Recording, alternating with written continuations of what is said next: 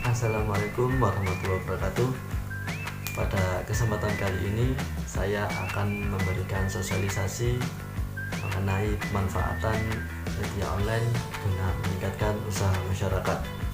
Sebelum itu saya akan memperkenalkan diri saya terlebih dahulu. Saya sendiri yaitu Muhammad Agung Prasetyo, mahasiswa KKN Universitas Muhammadiyah Gresik. Oke, langsung saja kita menuju ke topik pembahasan kita. Topik pembahasan pertama kita yaitu apa itu media online. Mungkin banyak orang sudah tahu ya, media online itu seperti apa dan bagaimana, tapi mereka masih sedikit kurang mengetahui bagaimana definisi dari media online tersebut. Berikut ini saya akan menjelaskan tentang media online. Media online adalah media sebuah sarana untuk berkomunikasi secara online melalui website dan aplikasi yang hanya bisa diakses dengan internet, berisikan teks, suara, foto, dan video. Jadi media online sendiri itu merupakan sebuah sarana ya, dimana tempat kita bisa saling berkomunikasi, saling memberikan informasi yang digunakan oleh semua orang dengan cara menggunakan internet, diakses atau pengaplikasiannya menggunakan internet. Oleh karena itu jangkauan dari media online sendiri itu sangat luas, sehingga sangat cocok digunakan untuk sebagai media promosi, dimana ketika kita ingin mempromosikan produk kita atau barang kita supaya bisa dikenal oleh masyarakat luas. Selanjutnya yaitu macam-macam media online. Dilihat dari pengertian tentang media online sebelumnya, jika cara kerja dari media online ini ialah menggunakan internet, di mana cara pengaplikasiannya terdapat sekali macam-macam dari media online tersebut. Contohnya itu seperti saat ini. Yang pertama ada situs website berita online, tentunya seperti kompas.com dan detik.com.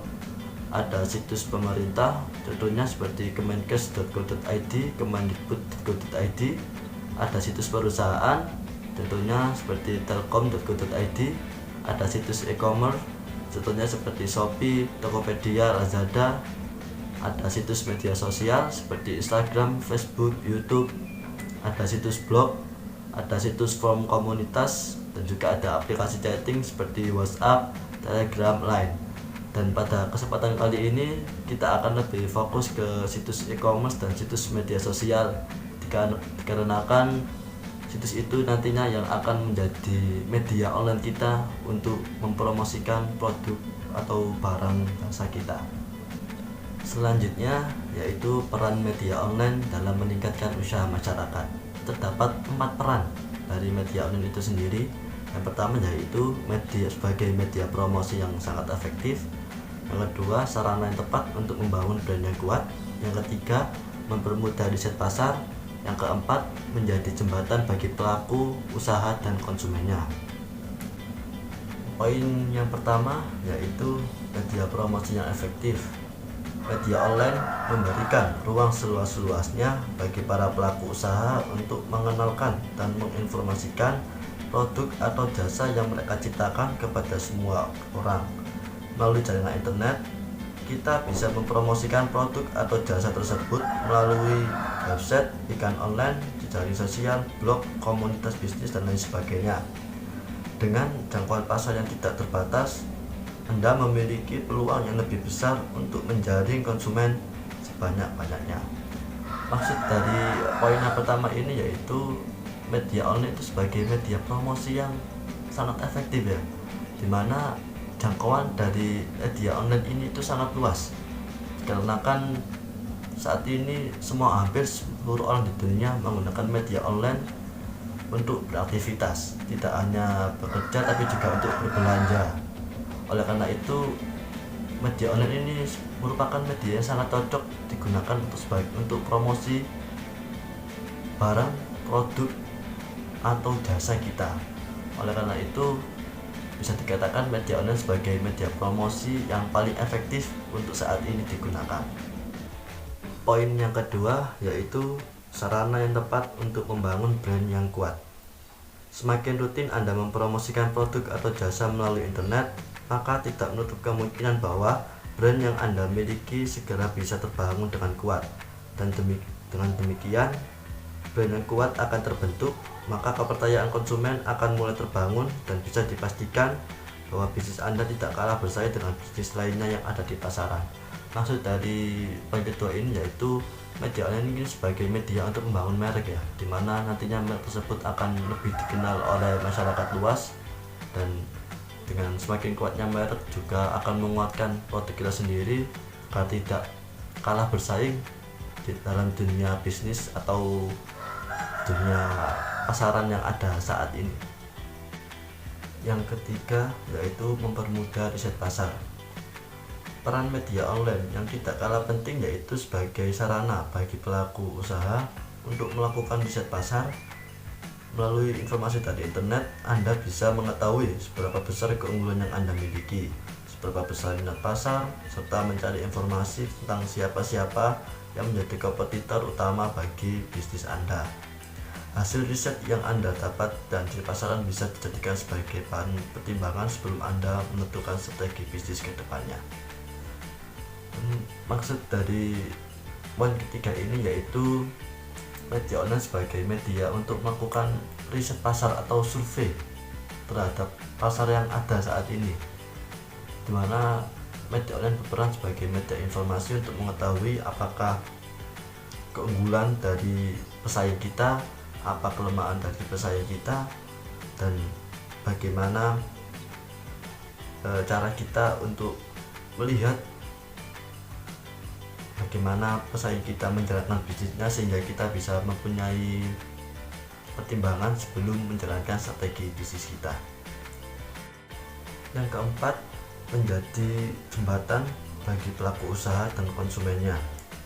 Dengan bantuan internet, Anda bisa menjalin komunikasi dengan konsumen dan calon konsumen Anda di berbagai belahan dunia. Misalnya melalui dari sosial, email, Yahoo, chatting, dan lain sebagainya. Maksud dari poin keempat ini yaitu media online berperan sebagai media komunikasi antara kita dengan calon konsumen kita, sehingga itu akan mempermudah calon konsumen untuk bertanya tentang produk kita, dan juga kita bisa memberikan jawaban tentang produk kita agar calon konsumen itu merasa puas.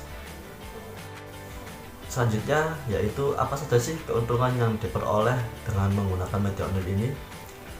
Terdapat 3 keuntungan yang diperoleh. Yang pertama yaitu peningkatan brand awareness atau merek. Yang kedua, akses informasi fleksibel. Yang ketiga, networking bisnis Anda sangat luas. Yang pertama yaitu peningkatan brand awareness. Bisnis Anda akan lebih dikenal masyarakat melalui media sosial yang mereka akses, dikarenakan banyak konsumen menggunakan media sosial untuk melakukan pencarian produk maupun jasa baru. Ketika Anda konsisten update konten Anda, maka akan dapat meningkatkan brand awareness terhadap bisnis yang sedang dijalankan. Maksud dari poin pertama ini yaitu ketika Anda sering melakukan konten terhadap produk Anda, maka itu akan mempengaruhi tingkat merek Anda, sehingga ketika orang ingin membeli suatu produk Anda, maka orang tersebut akan langsung menuju ke toko Anda atau mencari produk Anda. Oleh karena itu sangat penting sekali untuk selalu mengupdate atau membuat konten tentang produk-produk Anda. Yang kedua yaitu ada akses informasi fleksibel. Fleksibilitas akses informasi merupakan kelebihan media sosial dibandingkan dengan media lain yang cenderung kurang fleksibel. Artinya, melalui media sosial Anda dapat mengakses informasi apa saja, kapan saja, dan di mana saja saat Anda membutuhkannya. Anda juga bisa memantau aktivitas pelanggan, mengerti kompetitor, dan mengakses informasi mengenai cara-cara mengembangkan usaha sebagai strategi berikutnya. Maksudnya yaitu media online ini mempunyai berperan sebagai media informasi secara fleksibel ya, antara pelanggan dengan konsumen, konsumen dengan calon konsumen, dan juga yang ada di sekitar kita. Seperti halnya ketika konsumen ingin mencari informasi atau menanyakan informasi mengenai produk, kita bisa langsung secara cepat bisa menanggapinya. Yang ketiga yaitu networking bisnis Anda sangat luas. Dalam sektor bisnis, networking merupakan unsur penting yang akan menunjang kesuksesan usaha Anda. Media sosial memberikan peluang untuk membuka jaringan bisnis seluas-luasnya secara global. Hal ini akan memberikan kesempatan kepada investor untuk berinvestasi pada bisnis Anda. Maka dari itu, penting bagi Anda untuk mengalami media sosial bisnis optimal mungkin.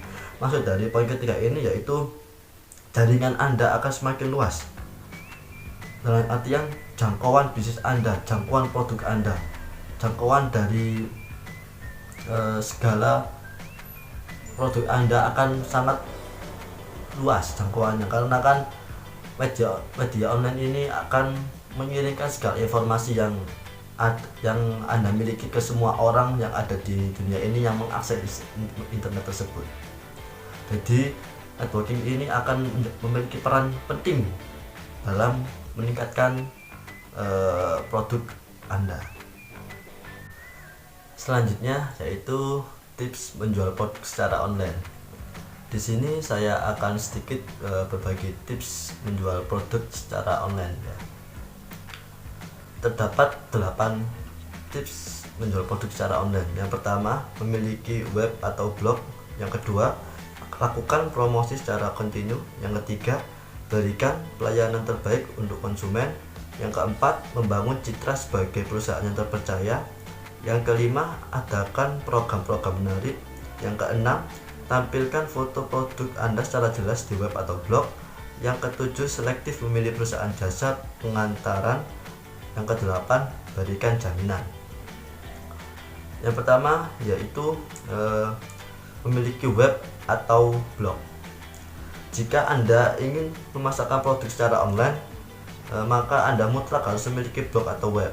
Bisa saja pemasaran online dilakukan hanya melalui email, akan tetapi kemampuannya untuk menarik minat konsumen tentulah tidak sebesar jika Anda berjualan menggunakan blog atau web. Jadi Anda diharuskan untuk menggunakan blog atau web karena kan jangkauannya itu lebih luas dan juga lebih mudah untuk penggunaannya.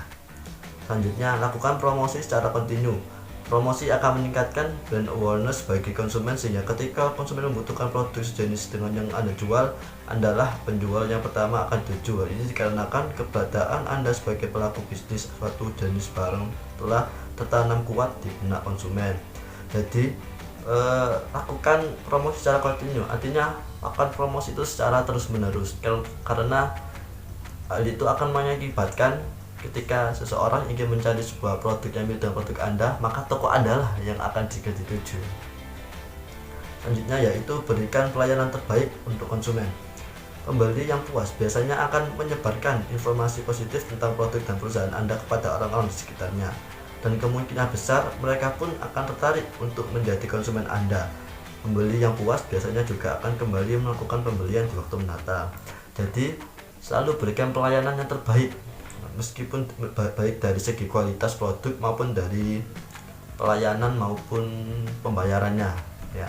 Karena kan ketika seorang konsumen nyaman dengan suatu toko, maka dia akan memberikan informasi kepada teman-temannya bahwa toko ini itu toko yang menarik, toko yang aman, dan toko yang terpercaya, sehingga minat dari orang-orang juga akan tertuju kepada Anda, produk-produk yang Anda jual. Selanjutnya yaitu membangun citra sebagai perusahaan yang terpercaya. Sebelum membeli barang secara online, konsumen pasti ingin mencari banyak informasi dari berbagai sumber tentang kredibilitas perusahaan Anda dan kualitas barang yang Anda jual. Jadi agar Anda memiliki citra positif yang mampu menciptakan kepercayaan konsumen, Anda mesti menjalankan bisnis Anda secara jujur dan bertanggung jawab.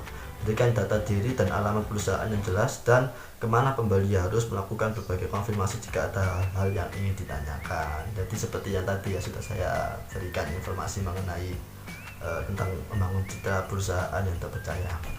Selanjutnya yaitu adakan program-program menarik. Konsumen selalu tertarik dengan program-program khusus dari penjual yang dirasa menguntungkan mereka. Setelah ini harus Anda manfaatkan untuk meningkatkan penjualan produk Anda. program tersebut, misalnya diskon, bonus, potongan harga untuk pembelian dalam jumlah tertentu, atau hadiah jika seseorang berhasil mengajak orang lain untuk membeli produk Anda. Jadi konsumen itu lebih tertarik ketika ada promo atau diskon. Jadi kita sebagai pemilik produk atau pemilik toko ya, kita harus bisa membuat promosi yang sekiranya menarik di hati para pelanggan, sehingga pelanggan itu tertarik untuk membeli produk kita dengan promosi yang sudah kita tawarkan. Selanjutnya yaitu tampilkan foto produk Anda secara jelas di web atau blog. Konsumen yang akan membeli barang secara online tentu ingin melihat produk yang hendak dibelinya dengan jelas. Oleh karena itu, tampilkan foto dari barang-barang yang Anda jual dan berikan detail spesifikasinya. Karena kan kejelasan dari sebuah produk merupakan salah satu faktor penting bagi para penjual ketika ingin produknya itu terjual ya, karena kan konsumen itu pasti ingin selalu melihat dulu barang apa yang ingin mereka beli dan bagaimana kondisi dan kualitasnya. Selanjutnya yaitu selektif memilih perusahaan jasa pengantaran. Bekerja samalah hanya dengan perusahaan jasa pengantaran barang yang Anda percaya, sehingga barang-barang yang Anda jual dipastikan sampai ke tangan pembeli tepat waktu dan tanpa mengalami kerusakan atau jumlahnya berkurang. Selanjutnya yaitu berikan jaminan. Berikan jaminan kepada konsumen jika mereka menerima barang yang tidak rusak, tidak sesuai pesanan, pengirimannya tidak tepat waktu, atau barang tidak sampai. Jaminan dapat berupa pengganti barang, potongan harga, atau pembelian. Jadi ketika Anda mengirim barang online tapi barang tersebut mengalami kendala pada saat pengiriman, maka Anda berhak memberikan jaminan kepada konsumen yang sudah membeli barang tersebut agar bisa menggantinya atau memberi solusi supaya antara penjual dan pembeli itu bisa sama-sama merasakan keuntungannya. Jadi sama-sama tidak ada yang dirugikan dan bagaimana solusinya. Jadi kita harus sebagai penjual harus bisa memberikan jaminan kepada pelanggan kalau nantinya barang tersebut kalau rusak bagaimana dan apa yang harus dilakukan dan solusinya bagaimana. Sekian sosialisasi yang bisa saya sampaikan atau saya berikan kepada masyarakat. Mudah-mudahan apa yang sudah saya berikan bisa bermanfaat dan juga bisa digunakan dengan baik. Saya akhiri.